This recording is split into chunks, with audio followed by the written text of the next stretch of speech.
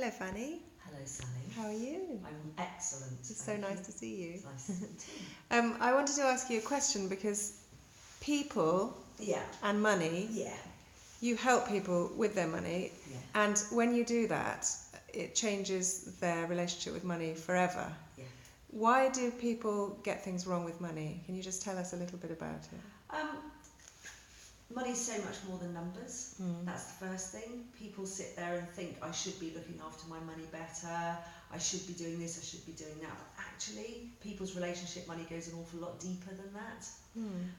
We pick up so many messages and beliefs and bad habits that go into patterns as when we're adults. We pick it up when we're children. So if you think about when we're a kid, our brains are like little tape recorders. They just suck everything up. And all the observations, all the things that we see and that we hear and that we're told, all go into the brain, but they don't necessarily go in the right order.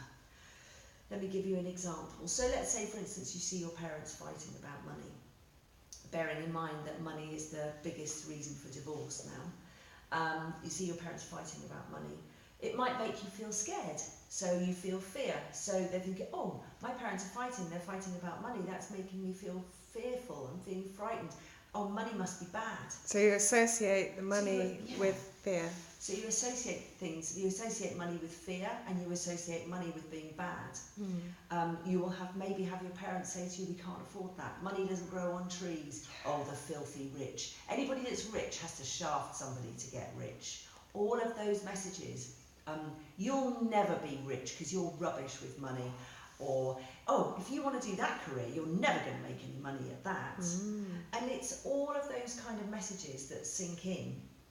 And there's a really funny story actually somebody told me, the difference between private education and state education, and that their brother was in private education, and they were told in maths, they were going, let's pretend you had 5 companies and you sold 3 of them, how many would you have left?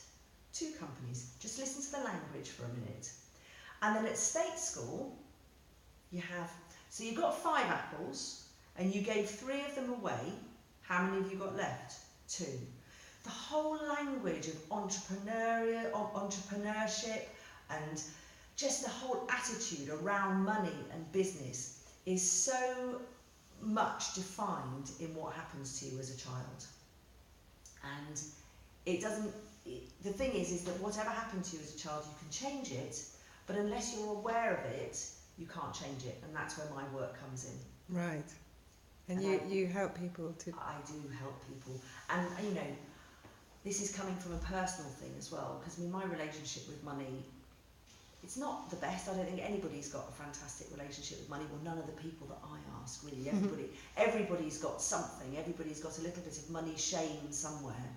And mine was discovered very brutally, actually, when I started training with the Money Coaching Institute. And it was thrown full frontal in front of my face about how many hang-ups I actually did have about money. So I very much understand where people are coming from. But the idea is that through money coaching, we delve into your money story, your money biography, as it were, and try and work out what the messages were that made up your financial blueprint, which is the foundation of how effectively you're made up money-wise. And then after that, your money story, which is basically the diary of all the transactions, financial transactions you've had, whether they be physically money transactions or mentally money transactions, will place themselves on top of your financial blueprint, which make you how you are around money today. And that's brilliant. Yeah. And so you work with people on a one-to-one basis? Yeah, I work with individuals, but I also work with couples. I love doing couples money coaching. It's not marriage guidance counselling. No, but it can help their relationship. Oh my goodness. Get the money in line. Well, put it like this. And put it like this. Financial intimacy is very much, if you don't have financial intimacy, it's very likely that you have not very much other intimacy. Right. Okay. We'll leave people with that thought. Yeah. Thank you. Thank you.